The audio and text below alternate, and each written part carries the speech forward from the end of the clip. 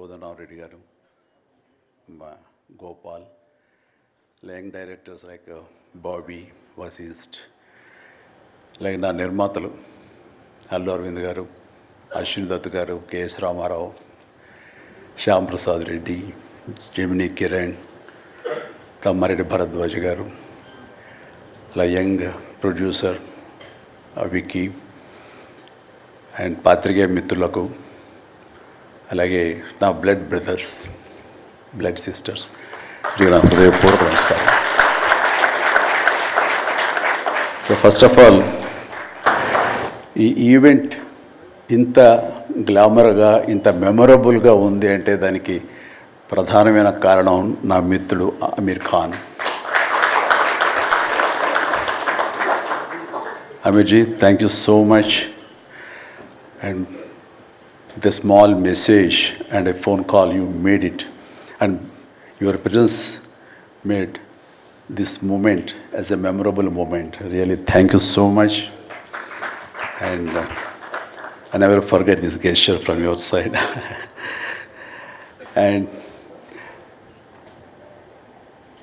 about Guinness Book of World Records, then ఊహించండి. I never expected, never dreamt about Guinness Book of World Record, because Guinness బుక్కి మనకి ఏంటి సంబంధం అనే ఒక ఆలోచన ఏమైనా ఉంటుంది కదా సహజంగా. అలాగే నాకు అలాంటి ఆలోచన ఏమి లేదు. అలాంటిది నేను ఎదురు చూడనటువంటి ఒక గొప్ప ఆనర్ ఈ రోజున నాకు నా జీవితంలో నా ఈ సినీ ప్రస్థానం సంబంధించి తారసపడినందుకు ఆ భగవంతుడికి, దానికి కారణభూతులైన మా దర్శక నిర్మాతలకు, నా అభిమానులకు ఎప్పుడు నేను రుణపడి ఉంటాను. Thank you so much.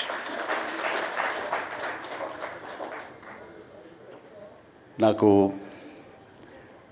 Dances మీద, బహుశా నటన కంటే కూడా ముందు నుంచి కూడా డ్యాన్సెస్ మీద నాకున్నటువంటి ఇంట్రెస్ట్ ఈ రోజున ఈ అవార్డు వచ్చేలా చేసిందా అని నాకు అనిపిస్తుంటుంది. ఎందుకంటే ముందు నటనకి శ్రీకారం చుట్టే కంటే, ఓనమాలు దిద్దుకునే దానికంటే నేను ఫస్ట్ డ్యాన్స్కి నేను ఓనమాలు దిద్దానేమో అనిపిస్తుంటుంది. నా చిన్నప్పుడు మా చుట్టూ ఉండే వాళ్ళని ఎంటర్టైన్ చేయడం కోసంగా ఈవినింగ్ అయ్యేసరికి అప్పట్లో ఉండే వివిధ భారతి కానీ, లేకపోతే శ్రీలంక సిలోన్, రేడియో సిలోన్ కానీ, వీటిల్లో వచ్చే కొన్ని తెలుగు పాటలకి అదే మాకు source of inspiration. I mean recording songs అవి రావడానికి. అప్పట్లో గ్రామ్ ఫోన్లు కానీ, టేప్ రికార్డులు కానీ ఇవన్నీ కూడా ఉండే పరిస్థితి కాదు ఆర్థికంగా.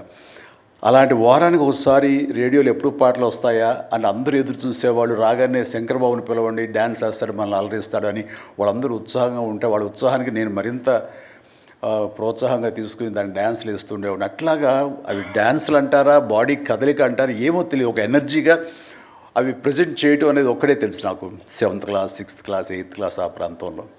ఆ తర్వాత ఎన్సీసీలో చేరిన తర్వాత ఈవినింగ్ క్యాంప్ ఫైర్ టైంలో అందరూ ఎర్లీగా భోజనాలు కానిచ్చిన తర్వాత తిన్న 70 ప్లేట్లు మన అల్యూమినియం ప్లేట్స్, వాటిని తిరగేసి దరువులుగా, డప్పులుగా వాయించుకుంటూ అప్పుడు కూడా డ్యాన్స్ వేస్తూ అందరిని ఎంటర్టైన్ చేస్తూ ఉండేవాడిని. ఆ రకంగా డ్యాన్స్ అనేది నాకు ఇష్టమైనటువంటి ఒక నా అంతర్భాగం అయిపోయింది. అలాగా డ్యాన్స్లు నేను వేరుగా ఎప్పుడు చూడను, ఎప్పుడు హుషారు ఉన్న సరే అందుకంటే ముందు లేచిపోయి డ్యాన్సెస్ వేయటం అనేది, మ్యూజిక్ అనుగుణంగా బాడీని మార్చుకోవడం జరిగింది. అంటే ఫస్ట్ పిక్చరు నేను వెళ్ళినప్పుడు అక్కడ సరదాగా నా రూమ్లో నేను డ్యాన్స్ వేస్తుంటే నా కోస్టార్స్ ఆర్టిస్ట్ వాడు చిరంజీవి డ్యాన్స్ వేస్తాడు అని అంటే అవునా అని వాళ్ళందరిలో చేయాలంటే అందులో సావిత్రి గారు ఉండేవారు, రోజారమణి, కవిత, ఇలాంటి యాక్టర్లు అందరూ ఉండేవాళ్ళు, నరసింహరాజు ఇలాంటి వాళ్ళందరూ ఉన్నప్పుడు వర్షం పడుతుంది.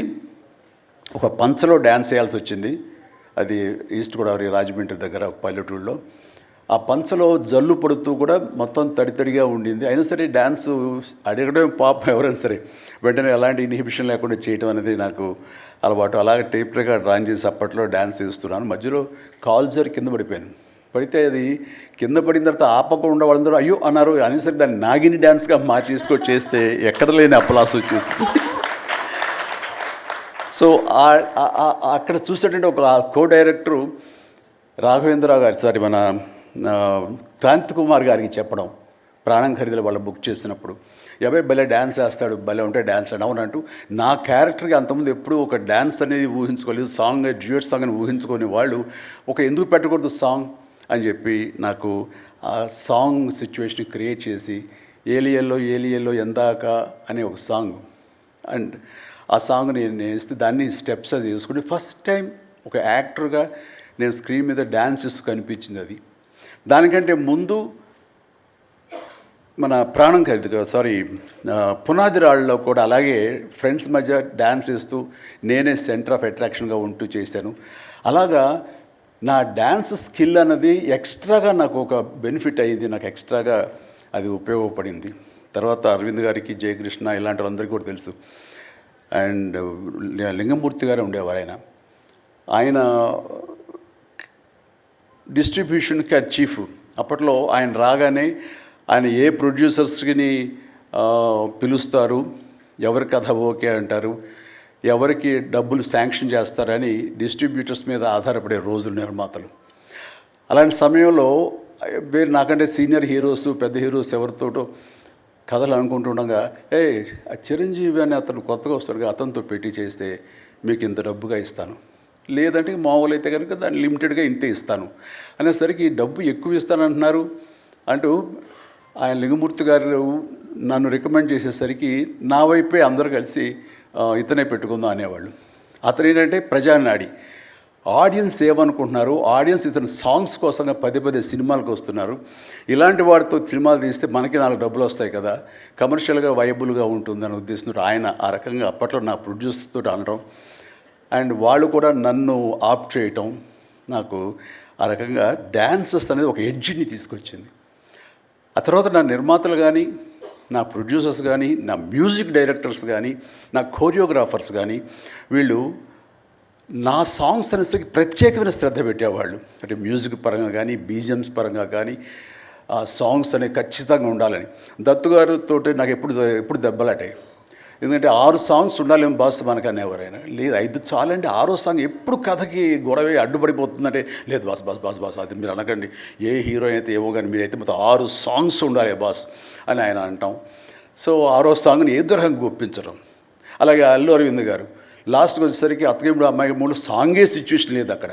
అలాంటి చోట ఒక డబ్బు మీద ఒక సాంగ్ను ఆయన క్రియేట్ చేసుకుని ఆ డైరెక్టర్ గారితో కోదండరామరెడ్డి గారు వీళ్ళందరూ కలిపి అనుకుని అత్తగేముడు అమ్మాయికి మొగుల్లో ఒక సాంగ్ను బలవంతంగా పెట్టాడు అక్కడ. ఆ టైంకి అది బలవంతంగా ఉంటుంది, కథ డిస్టర్బెన్స్ ఉంటుంది, కానీ సాంగ్స్ ఒక ఎడ్జి తీసుకుంటాయి. సాంగ్స్కి స్పెషల్ ఆడియన్స్ ఉన్నారు. ఆ ఆడియన్స్ సాంగ్స్ మళ్ళీ రిపీట్ చేసేవాళ్ళు. అప్పట్లో ప్రొజెక్టర్ ఆఫ్ చేసి మళ్ళీ రీప్లే చేసేవాళ్ళు. ఆ రకంగా సాంగ్స్ యొక్క ప్రత్యేకత నా జీవితంలో, నా సినీ కెరీర్లో, నా యొక్క విజయ పరంపరలో అది ఒక అంతర్భాగం అయిపోయింది. ఆ రకంగా సాంగ్స్ అనేది ఏదో సరదాగా హాబీగా చిన్నప్పుడు మొదలుపెట్టింది. అది ఈ రోజు వరకు నాకు విపరీతమైన ఫ్యాన్స్ని తీసుకొచ్చి డ్యాన్సెస్ అంటే చిరంజీవి చేయాలి అన్నంత పేరు తీసుకొచ్చి నాకు ఈ రోజు ఇదిగో ఈ Guinness book of world records నాకు తీసుకొచ్చేలాగా చేసింది. సో ఇది నిజంగా అనూహ్యమైంది. ఏదో నటనకు వస్తుంది అన్నారు, వస్తుంది. అలాగే పర్సనాలిటీకి, మన సీనియారిటీకి అవార్డ్స్ వస్తాయి అనుకున్నా వస్తున్నాయి, అన్నీ అవుతున్నాయి. ఇంక ఎందుకు వస్తాయి, ఏమన్నా వస్తాయి అనుకుంటే కనుక ఈ రూపంలో వచ్చింది. ఈ రకంగా నన్ను వరిస్తుంది అనుకోలే. అది కాకుండా Guinness book of world records అన్నది. So first of all thank you